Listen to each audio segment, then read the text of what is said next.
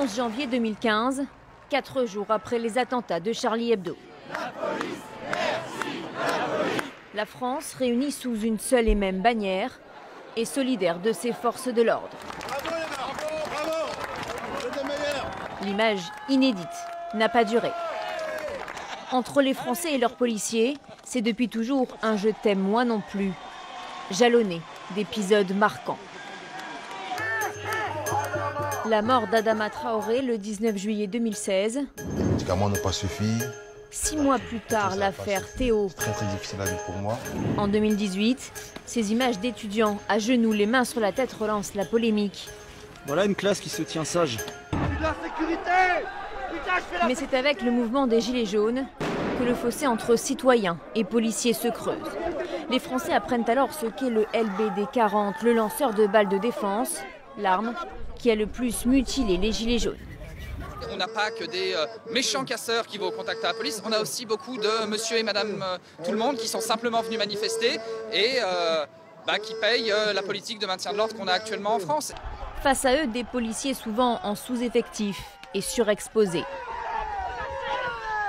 Ici, les forces de l'ordre font face à des centaines de Black Blocs qui détruisent tout sur leur passage. Là, ils sont obligés de faire demi-tour. C'est à des lancers de marteau qu'ils font face. Surexposés aussi sur les réseaux sociaux. Certains groupes Facebook diffusent les visages des policiers, accompagnés de commentaires insultants et menaçants. On sait où elle habite, on va la retrouver, on viendra l'attendre. Parfois je me disais, mais et s'ils me retrouvent vraiment, et s'ils me reconnaissent?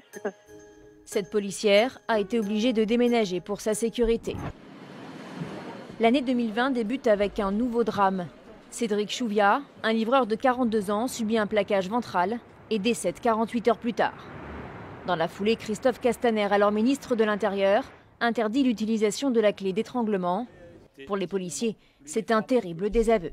Ces gens-là ont demandé que la police ne doit plus étrangler, on n'étrangle plus. Vous savez ce qu'il va faire, monsieur le ministre de l'Intérieur? Il va venir samedi sur les manifestations et il va interpeller des gens qui sont au milieu des manifestations.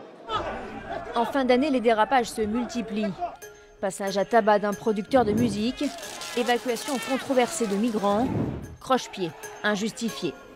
Le président de la République va alors définitivement signer la rupture avec les policiers. Aujourd'hui, quand on a une couleur de peau qui n'est pas blanche, on est beaucoup plus contrôlé. Il y a un mélange de colère et de dépit en fait, et un peu de dégoût. Là, je pense que les collègues vont sérieusement lever le pied.